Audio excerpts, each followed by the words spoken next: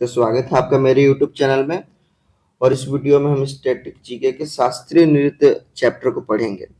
और ये जो अब कंटिन्यूसली क्लास आएंगी स्टैटिक जीके पर, उसमें हम पूरा जीके फाउंडेशन कोर्स लेकर आएंगे। इसमें पूरा स्टार्टिंग से लेके एंडिंग तक हम जितने भी जीके जीएस के चैप्टर होते हैं, स्टैटिक जीके के जितने भी चैप्टर होते हैं उसमें सब कवर करेंगे। तो जो आज हमारा पहला चैप्टर है उसका मैं प्लेलिस्ट अपने यूट्यूब चैनल पर डाल दूंगा। चैप्टर वाइज चैप्टर, मतलब एक चैप्टर में जितनी वीडियो होंगी उसका मैं प्लेलिस्ट बना दूंगा। ये जैसे शास्त्रीय नृत्य है, क्लासिकल डांस, तो एक प्लेलिस्ट में यूट्यूब पे बना दूंगा शास्त्रीय नृत्य से। आप उसमें जाइएगा, उसमें क्लासिकल डांस की जितनी वीडियो होंगे आपको उसमें लाइन बाय लाइन मिल जाएगा, ऐसे मैं सबका बना दूंगा। तो चलिए इस क्लास को स्टार्ट करते हैं, बाद में बाकी बातें करेंगे। तो देखिए पहले स्टैटिक जीके, हम जीके स्टैटिक जीके स्टार्ट कर रहे हैं और इसमें हम शास्त्रीय नृत्य के बारे में पढ़ेंगे, क्लासिकल डांस के बारे में। को पता होगा दो टाइप के डांस होते हैं, एक फोक डांस होता है, क्लासिकल डांस होता है। तो हम पहले क्लासिकल डांस के बारे में पढ़ेंगे इसमें। यहाँ देखिए शास्त्रीय नृत्य विद्या उसको कहते हैं क्लासिकल डांस। यहाँ पर आप देखिए शास्त्रीय नृत्य के बारे में जानकारी, यहाँ देखिएगा शास्त्रीय नृत्य के बारे में जानकारी भरत मनु के नाट्य शास्त्र से मिलती है, नाट्य शास्त्र में मिलती है। इसे वेद पंचम विदा माना जाता है, यानी पंचम वेद माना जाता है। अब क्या होगा, हमारे कितने वेद है? 4 वेद हैं, उसमें से हमारे 4 वेद हैं और सबसे जो नया वेद है वो अथर्ववेद है और सबसे पुराना ऋग्वेद है। तो इसे पंचवेद माना जाता है। लेकिन अगर एग्जाम में आपको वेदों की संख्या पूछे तो वहाँ 4 ही ऑप्शन में आप टिक करिएगा, 5 मत करिएगा। तो फिर 5वां वेद कौन सा है तो वहां आपको देगा नाट्य शास्त्र देगा, जिसके राइटर कौन है याद रखिएगा, भरत मुनि। आगे बढ़ते हैं हम। शास्त्रीय नृत्यों की कुल संख्या 8 है। आप ध्यान रखिएगा, जो शास्त्रीय नृत्यों की कुल संख्या है वो 8 है। सांस्कृतिक मंत्रालय के अनुसार, सांस्कृतिक जो है संस्कृत मंत्रालय हमारा, उसके अनुसार 9 है और 9वां छऊ है। याद रखिएगा जो 9वां है वो छऊ है। आप यहां से ध्यान रखिएगा, जो 9वां है वो छऊ है। संगीत नाटक अकादमी, जो संगीत नाटक अकादमी है उसके अनुसार 8 ही है। याद रखिएगा उसके अनुसार 8 ही है। इसकी जो संगीत नाटक अकादमी है इसकी स्थापना, याद रखिएगा, जो इसकी स्थापना है वो 28 जनवरी 1953 में हुई थी और इसका दिल्ली हेडक्वार्टर है, जिसका हेडक्वार्टर है वो दिल्ली है। आगे बढ़ते हैं, पॉइंट अगला पॉइंट देखिए। छऊ को मैंने बोला था ना, 9वां जो 9वां है उसकी हम बात कर रहे हैं। छऊ को अर्धशास्त्रीय नृत्य भी कहा जाता है। याद रखिएगा, इससे मतलब शास्त्रीय नृत्य ना मानकर अर्धशास्त्रीय नृत्य माना जाए, इसलिए इसे संगीत अकादमी में, नाटक अकादमी में जो 8 है उसमें शामिल नहीं किया गया, इसे संस्कृत मंत्रालय के अनुसार शामिल किया गया है।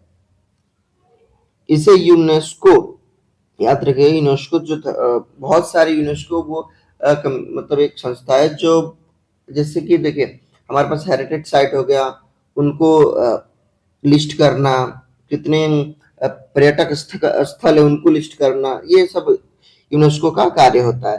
तो यूनेस्को की जो ये शास्त्रीय नृत्य है, यानी जो 9वां है, ये जो छऊ है, इसे 2010 में शामिल किया गया।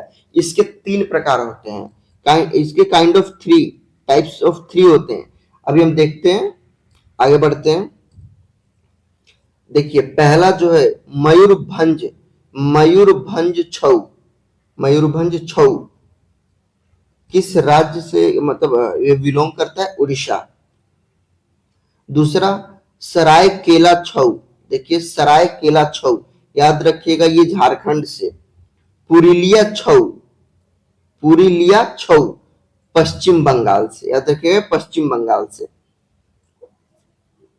छऊ संबंधित राज्य, यहां मैंने यहां भी लिख दिया है छऊ कौन कौन से राज्य संबंधित रखता है, पश्चिम बंगाल, झारखंड, उड़ीसा। आप यहां भी देख सकते हैं, यहां भी है। और यहाँ पर जो मैंने लिखा है साउथ, मैं आपको इसका परिचय मतलब इसके बारे में मैं कुछ देर में बताता हूँ, थोड़ा और जान लीजिए, तब इसके बारे में आप आसानी से जान लीजिएगा। चलते हैं हम आगे और तब इस पे आएंगे हम। यहाँ आप देख लीजिए पहले, शास्त्रीय नृत्य हमारे कितने हैं? 8 हैं, जो भारत नाटक अकादमी के अनुसार, इसके अनुसार आप देख लीजिए यहाँ पर, जो हमारा संगीत नाटक अकादमी है, और ये जो संगीत नाटक अकादमी है उसके अनुसार 8 है, वो 8 यही है। आप देख लीजिए ध्यान से। पहला जो भरतनाट्यम, सबसे पुराना नृत्य अगर कोई है क्लासिकल डांस में तो भरतनाट्यम है। देखिए मैंने नोट कर दिया, आप देखिए और नोट कर लीजिएगा। और आप पीडीएफ में इसी वीडियो के नीचे डाल दूंगा, तो इससे आप डायरेक्ट मेरे टेलीग्राम पे चले जाइए और वहाँ पर पीडीएफ मिल जाएगा, पीडीएफ रीड कर सकते हैं डायरेक्ट। वीडियो देखने के बाद पीडीएफ पढ़ लीजिएगा और डाउनलोड भी आप कर सकते हैं वहां से। दूसरा उड़ीसा भरतनाट्यम, और दूसरा देखिए, पहला भरतनाट्यम हो गया, दूसरा उड़ीसा, तीसरा यहाँ मणिपुर। याद रखिएगा उड़ीसा जो भरतनाट्यम का संबंध है, भरतनाट्यम का संबंधित राज्य, किस राज्य से संबंध है उसका? तमिलनाडु। याद रखिएगा तमिलनाडु। और तमिलनाडु जो है यहाँ पर, ये देखिए साउथ, साउथ के तरफ पूछता भी है कि साउथ से कौन सा बिलोंग करता है, ऑप्शन में दे देगा आपको 4, उसमें से एक चुनना होगा। तो साउथ। उड़ीसा जो है, उड़ीसा नृत्य, जो उड़ीसी नृत्य उड़ीसा से संबंध रखता है, आपको आसानी से याद हो जाएगा, ये साउथ ईस्ट की ओर है। मणिपुरी, मणिपुर ये भी आपको आसानी से याद हो जाएगा, नॉर्थ ईस्ट की तरफ है। कुचिपुड़ी, याद रखिएगा जो कुचिपुड़ी है वो आंध्र प्रदेश, आंध्र प्रदेश में किया जाता है, उससे संबंध रखता है और ये साउथ में है। कथक, याद रखिएगा उत्तर प्रदेश, जो कथक है वो उत्तर प्रदेश नॉर्थ के साइड। कभी कभी कथक दे के ऑप्शन में उत्तर प्रदेश देता नहीं और नॉर्थ साउथ ये सब देता, तो उसमें नॉर्थ आप याद रखिएगा। कथकली केरल साउथ। मोहिनी अट्टम ये भी केरल। याद रखिएगा, ये एक रूट वर्ड यहाँ पर आपको बता दे रहा हूँ, कली और अट्टम टम, ये जो वर्ड आएगा ये 90% से ज्यादा रिलेट करेगा केरल। कहीं भी ये वर्ड आएगा तो आपको केरल ये ऑप्शन, मतलब ऑप्शन में दिखेगा आपको, और ज्यादातर चांस होता है केरल, 90% तक केरल होगा। याद रखिएगा रूट वर्ड है केरल। यहाँ भी जो ये क्षत्रिय है, याद रखिएगा जो क्षत्रिय है सबसे नया, ये सबसे नया नीति, ये 2000 ईस्वी में जोड़ा गया था। ये असम नॉर्थ ईस्ट का है। तो यहीं से जो संख्या बनी है वो संख्या मैंने इस पेज पे लिखा, आप यहाँ देखिए। साउथ में हमारा कितना, ये देखिएगा यहाँ पर साउथ में, साउथ में ये आपका 1, ये 2, ये 3 और ये 4, टोटल 4 है यहाँ पर जो साउथ में। क्लीन कर लेते हैं एक बार में, यहाँ देखा साउथ में आपका 1 यहाँ पर है, और दूसरा आंध्र प्रदेश, तीसरा केरल और चौथा यहाँ केरल। तो साउथ में 4 है। साउथ ईस्ट में आप यहाँ देख लीजिए, पहले साउथ ईस्ट 1, ये साउथ ईस्ट में एक ही है, और नॉर्थ ईस्ट में 1 और 2 है यहाँ पर, और नॉर्थ में 1। तो यही संख्या मैंने यहाँ पर लिखी है, आप देख लीजिए, मैं दिखा देता हूं कहाँ गया, ये रहा। देखिए साउथ में, साउथ तरफ से, साउथ क्षेत्र उसमें से 4 नृत्य संबंध रखते हैं। साउथ ईस्ट से 1 नृत्य संबंध रखता है, नॉर्थ ईस्ट से 2 और नॉर्थ से 1। ये भी एग्जाम में पूछ देता है, इंपॉर्टेंट होता है, याद कर लीजिएगा। बढ़ते हैं आगे। भरतनाट्यम, भरतनाट्यम पे बात है, हमने नॉर्मल पढ़ लिया कितने होते हैं, 8 होते हैं। एक बार आप रिवाइज कर लीजिए, देखिए हमारे पास टोटल कितने 8 होते हैं। संस्कृत मंत्रालय के अनुसार 9 है, 9वां छऊ है, छऊ में भी 3 आते हैं, वो हमने पढ़ लिया कहाँ कहाँ से, तो वो भी हमने पढ़ लिया। अब जो हमारे 8 मेन है क्लासिकल डांस, उसके बारे में हमने पढ़ा। और अकादमी की स्थापना आप याद रखिएगा 28 जनवरी 1953 दिल्ली में हुई थी। आगे बढ़ते हैं, भरतनाट्यम पे हम आते हैं। इसका पुराना नाम सादिर था, याद रखिएगा पुराना नाम सादिर। जो सादिर, ये जो वर्ड है ना, ये देवी देवताओं को समर्पित है, ये वर्ड देवी देवताओं को समर्पित है। मतलब इसमें जो ये नृत्य है भरतनाट्यम में देवी देवताओं को समर्पित है। इसके हम अन्य नाम देख लेते हैं। दासी अट्टम, दासी जैसे पहले पुराने मतलब जमाने में जो गांव होता था, कबीला होता था, उसमें जो सुंदर लड़की होती थी वो उसको भगवान को समर्पित कर दिया जाता था, उसे भगवान को समर्पित कर दिया जाता था। उसे वहां रोज सुबह नृत्य करना होता था। अग्नि ये देखिए दूसरा जो है अग्नि नृत्य, जैसे अब दीप जलाते हैं, दिया जलाते हैं, उसका एक नृत्य है, इसीलिए इसे दासी अट्टम या अग्नि नृत्य भी कहा जाता है, इसका पुराना नाम है। इसकी जानकारी हमें दो बुक से मिलती है, यहाँ पर हम नोट करिएगा, दो बुक से जानकारी मिलती है। जो पहली बुक है शिल्पाधिकारम, शिल्पाधिकारम, और इनके राइटर हैं इलंगो अधिगल, इलंगो अधिगल की जो बुक है उसमें शिल्पाधिकारम बुक है, उसमें इन्होंने लिखी है और उसमें जिक्र है भरतनाट्यम नृत्य का। अभी अभिनय दर्पण, याद रखिए जो दूसरी बुक है अभिनय दर्पण, जिसके राइटर है नंदिकेश्वर, नंदिकेश्वर इनके राइटर हैं। आगे बढ़ते हैं। यह मंदिर को समर्पित है, मैं आपको पहले बताया था जो नृत्य मंदिर देवताओं को समर्पित होता है। बढ़ते हैं आगे। शैव धर्म के विचारों की प्रस्तुति, याद रखिएगा जो विष्णु भगवान थे उन्हें वैष्णव कहते हैं या उससे संबंधित वैष्णव होता है, और जो शिव शंकर को मतलब जो समर्पित होता है या शंकर भगवान जो मानते उन्हें शिव शिव धर्म कहा जाता है। आगे बढ़ते हैं। नृत्य का आरंभ अलापुरी, याद रखिए ये बहुत इंपॉर्टेंट है, ये मोस्ट इंपॉर्टेंट है, याद रखिएगा ये मोस्ट इंपॉर्टेंट है। अला रिपू, अला रिपू, मैं एक बार कंफर्म कर लेता हूं जी, अला रिपू, आप याद रखिएगा। मैं यहाँ पर एक प्रिंटिंग मिस्टेक हो गई है, इसमें आपका आला रिपू होगा, आला रिपू, याद रखिएगा। तो इसकी जो शुरुआत होती है वो आला रिपू से होती है। बढ़ते हैं आगे।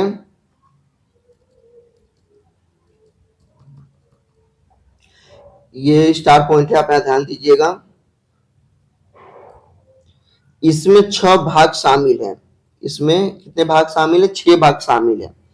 देखिए यहां पर देखिए आला रिपू, आला रिपू यानी आहान, जातिस्वरम, जातिस्वरम यानी नृत्य भाग, शब्दम शब्द के साथ लघु रचनाएं, वर्णम एक कहानी जिसमें नृत्य और नृत्य दोनों, नृत्य और नृत्य दोनों शामिल हैं, पदम धार्मिक प्रार्थना, भजन कीर्तन और तिल्लाना, ये तिल्लाना अंतिम है। जैसे आला रिपू प्रारंभिक मुद्रा है, यहां से प्रारंभ होता है, और तिल्लाना भरतनाट्यम जो है वो तिल्लाना पर समाप्त होता है। हिंदुस्तानी संगीत के तराना के अनुसार है। बढ़ते हैं आगे। इसमें कुछ इंपॉर्टेंट पॉइंट्स हम देखेंगे यहाँ पर।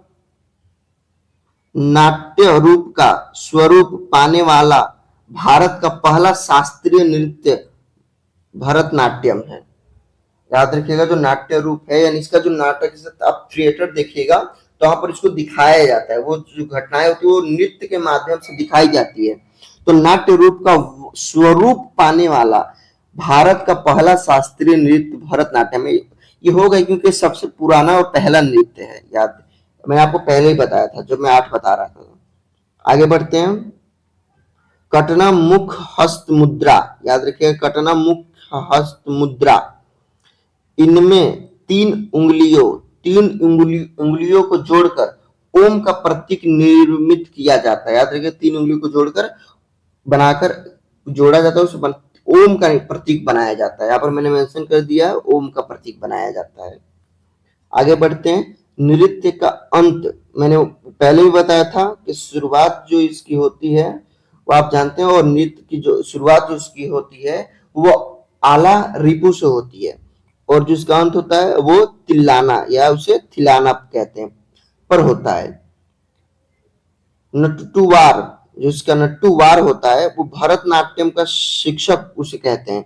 जैसे भरतनाट्यम में कविता पाठ करता है, जो कविता पाठ करता है उसे नट्टुवार कहते हैं। बढ़ते हैं आगे। धनु, धनु के लिए कर्नाटक संगीत का प्रयोग होता है, याद रखिए, सॉरी धनु गलत मैंने बोल दिया, धुन के लिए, जिसमें धुन होता है ना, जो म्यूजिक बजता है, इंस्ट्रूमेंट जिसका म्यूजिक होता है, धुन का प्रयोग होता है, कर्नाटक धुन का प्रयोग होता है, और एकल कलाकार द्वारा विभिन्न भूमिकाओं को दर्शाया जाता है, एक कलाकार विभिन्न भूमिकाओं को दर्शाता है, जिसे याद रखिए जिसे क्या कहते हैं, एकाहार्य लक्ष्यांग कहा जाता है, एकाहार्य लक्ष्यांग कहा जाता है। बढ़ते हैं आगे। भरतनाट्यम नृत्य की शैली, याद रखिएगा, जो कला क्षेत्र, वजुवुर और कलामंडलम, कलामंडलम होती है इसकी नृत्य की शैली। आगे बढ़ते हैं, स्टार पॉइंट यहां देखते हैं। भारतीय संगीत के दो भाग, पहला जो है उत्तर भारत से आता है और दूसरा दक्षिण भारत से। तो उत्तर भारत से आता है उसे हिंदुस्तानी संगीत कहते हैं और जो दक्षिण भारत से आता है उसे कर्नाटक संगीत कहते हैं। यहां तक मुझे लगता है, मैं आशा कर सकता हूं, तो यहां तक आपको पूरा क्लियर होगा। बढ़ते हैं आगे।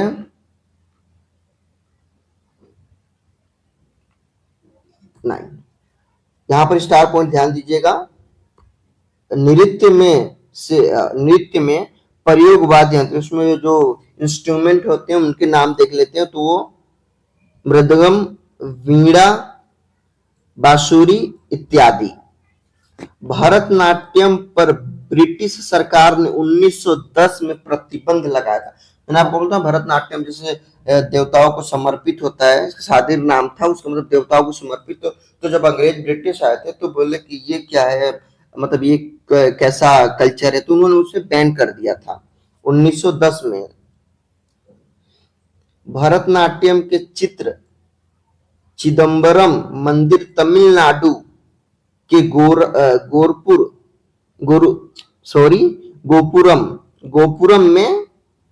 गोपुरम में स्थित है, गोपुरम पर स्थित है, याद रखिएगा। बढ़ते हैं आगे। अब उड़ीसा नृत्य पे आ जाते हैं। भरतनाट्यम खत्म हो गया, उसमें हम जितना जाना, जितना पढ़ लिया वो इनफ है। अब आते हैं उड़ीसा। जो उड़ीसा का नृत्य है ओडिसी, ये भी याद रखिए कौन कहाँ का नृत्य है। आप जब भी मैं नृत्य पढ़ाऊं, आप अपने दिमाग में वहां का वो स्थान आप देख लीजिएगा एक बार। उड़ीसी दूसरा नृत्य, गुरु पंकज चरण दास, याद रखिएगा, गुरु पंकज चरण दास को उड़ीसी नृत्य का जनक कहा जाता है, फादर ऑफ उड़ीसी नृत्य का, इनको फादर ऑफ उड़ीसी नृत्य कहा जाता है इनको, उड़ीसी का। भगवान कृष्ण से संबंधित, ये नृत्य भगवान कृष्ण से संबंधित है, याद रखिएगा। यह नृत्य शैली भगवान जगन्नाथ की पूजा यात्रा से संबंधित है। जो जगन्नाथ है भगवान विष्णु, वही उन्हीं का तो अवतार है कृष्ण। यह त्रिभंग मुद्रा में किया जाता है, याद रखिएगा, ये त्रिभंग मुद्रा, इसकी जो मुद्रा होती है वो त्रिभंग मुद्रा होती है। जयंतिका ने 5 भागीय मुद्रा विकसित की, जो जयंतिका थी उन्होंने 5 भागीय मुद्रा विकसित की इसकी। इसे ओरिली भी कहा जाता है, याद रखिएगा, इसे ओरिली भी कहा जाता है। बढ़ते हैं आगे। स्टार पॉइंट यहां देखिए, इसकी शुरुआत मंगलाचरण से, इस जो उसकी शुरुआत होती थी, तो उसकी भी शुरुआत और अंत होता था, इसका भी शुरुआत और अंत होगा। तो याद रखिए, इसकी जो शुरुआत है वो मंगलाचरण से शुरुआत होती है और अंत जो होता है वो मोक्ष पर होता है, मोक्ष पर इसका अंत होता है। याद रखिए, यहां पर ध्यान दीजिए, 2 पॉइंट मैंने नोट किए हैं। मंगलाचरण पृथ्वी माता को पुष्प अर्पित, जिसकी शुरुआत होती है, जिसे मंगलाचरण कहते हैं, उसमें जो मुद्रा होती है या जो उसका एक्शन होता है वो पृथ्वी माता को पुष्प अर्पित करके होता है। और मोक्ष जो उसका अंतिम चरण होता है उसमें थारितम नृत्य से होता है। आगे बढ़ते हैं। पखवाज अक्षरों का प्रयोग इस नृत्य को समाप्त करने के लिए किया जाता है, याद रखिएगा, पखवाज अक्षरों का प्रयोग। नृत्य उदाहरण, हम नृत्य उदाहरण देख लेते हैं। उदाहरण कहां से प्राप्त कैसे हुए। उदयगिरी खंडगिरी गुफा से। मुख्यतः महारियों द्वारा किया जाने वाला नृत्य, ये जो नृत्य है मुख्यतः महारियों द्वारा किया जाता है। बढ़ते हैं आगे। नृत्यांगनाएं शरीर से जटिल ज्यामिति पैटर्न बनाती हैं। जो नृत्यांगनाएं होती है, जो इसको इस एक्ट को जो करती हैं, वो अपने शरीर से जटिल मतलब हार्ड ज्यामिति पैटर्न बनाती हैं। इसे सचल मूर्ति कहा जाता है, याद रखिएगा, इंपॉर्टेंट, उसे सचल मूर्ति पूछेगा। सचल मूर्ति के संबंध के, सचल मूर्ति किसे कहा जाता है, तो जटिल जो पैटर्न बनाती है नृत्य करते समय, डांस करते समय, उसे सचल मूर्ति कहा जाता है। यह नृत्य जल तत्व का प्रतीक है। याद रखिए हमारे शरीर में भी जो 5 तत्व हैं, अग्नि, जल, वायु, आकाश, उसमें जो हमारे में भी जल है, तो इससे यह जो नृत्य ये जल तत्व का प्रतीक है। वाद्य यंत्र, इसके जो इंस्ट्रूमेंट है वो देख लेते हैं। मंजीरा, पखवाज, ढोल, सितार। याद रखिएगा मंजीरा, पखवाज, ढोल और सितार इसके वाद्य यंत्र हैं। ये वीडियो यहीं पर समाप्त करते हैं, और जो इसका नेक्स्ट वीडियो आएगा, जो नेक्स्ट क्लास, उसमें हम जो आगे नृत्य हैं उसके बारे में इसमें और पढ़ेंगे। जैसे कि ओडिसी खत्म हो गया और वो भरतनाट्यम खत्म हो गया, इसके आगे जो तीसरा आएगा वो मणिपुरी नृत्य आएगा। तो हम मणिपुरी के बारे में पढ़ेंगे। ऐसे धीरे धीरे कंटिन्यू करते करते इसमें हम 8 क्लासिकल पढ़ेंगे, उसको उसके फोक डांस पढ़ेंगे, फिर के जो कलाकार है उनके बारे में पढ़ेंगे। तो पहली क्लास है। आप अगर ये वीडियो आपको अच्छी लगी तो प्लीज आप चैनल को सब्सक्राइब कर लीजिए और बेल आइकन कॉल पे सेट कर दीजिए। तो वीडियो जब भी अपलोड करूंगा आपको मिल जाएगा, आप तुरंत उसी समय उस वीडियो को वॉच कर सकते हैं, देख सकते हैं। Thanks for watching this video, और सब्सक्राइब माय चैनल, प्लीज आप सब्सक्राइब कर लीजिएगा अगर वीडियो थोड़ी भी अच्छी लगी हो तो। मिलते हैं अगले वीडियो में। Thank you.